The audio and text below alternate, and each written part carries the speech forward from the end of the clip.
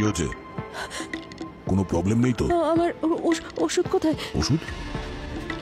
ওস্তাদারা 3 number এপিসোডে আপনাদেরকে জানাই স্বাগতম। তো 3 নাম্বার এপিসোডে আমরা আজকে রিঅ্যাকশন দিতে যাচ্ছি। তো রিঅ্যাকশনে দেখা যাচ্ছে পূরবী এবং একটি জিম সেন্টারের লোক। তো জিম সেন্টারে সেই লোকটি কাজ করে না, মূলত সেখানে জিম সেন্টারে এরা জিম করে। তো এই জিম সেন্টারের সাথে একটি খনি জড়িত আছে, বা এই খনিকে বা অপরাধীকে ধরতে হলে এই জিম সেন্টারের এই মেয়েটি দরকার বা এই মেয়েটি প্রয়োজন। তো একে জিজ্ঞাসাবাদ করতেছে, যেহেতু সিআইডি মেয়েদের অনেক কারণে অনেক নিয়ম কানুন থাকে, দেখতে পাচ্ছেন। দয়া কিন্তু এখানে জিজ্ঞাসাবাদ করে না, দয়া জিজ্ঞাসাবাদ করলে হয়তো একটু তাড়াতাড়ি হতো বা তাড়াতাড়ি ধরে ফেলা যেত, কিন্তু এটা সিআইডিতে মূলত নিয়ম নয়। যারা মহিলারা জিজ্ঞাসাবাদ করবে, এটা হচ্ছে সিআইডিদের নিয়ম। তো দেখতে পাচ্ছেন সরাসরি জিজ্ঞাসাবাদ করতে আছে।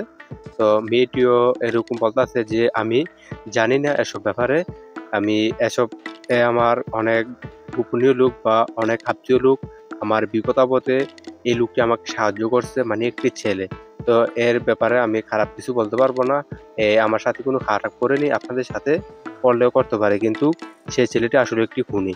তো এই বিষয়ে আসলে কথা বলতেছে। তো আমরা এরকম নিয়মিত রিয়াকশন নিয়ে আসবো, আমরা মুভি এক্সপ্লোর করবো। আপনারা সিআইডি বা যেগুলো মুভি এক্সপ্লোর করবো, আপনার চাইলে আমাদের চ্যানেলটি সাবস্ক্রাইব করে রাখতে পারবেন, পাশাপাশি বেল আইকনটি বাজিয়ে রাখতে পারবেন। দেখতে পাচ্ছেন অবশ্যই সে মেয়েটি বললো, তো মেয়েটি কিন্তু একটু অসুস্থ অবস্থায়। তো আপনারা স্ক্রিনের আগে কিন্তু দেখে যাচ্ছেন। তো পরবর্তী বা শেষ পর্যন্ত কি হয় আপনারা অবশ্যই চোখ রাখুন এই এপিসোডে। এপিসোডটি অনেক ছোট, না টানা দেখলে আপনারা অনেক কিছু শিখতে পারবেন। তো দেখতে পাচ্ছেন মেয়েটি কিভাবে এখানে অভিনয় করছে সিআইডি ইন্সপেক্টর পূরবী এবং দয়ের সাথে।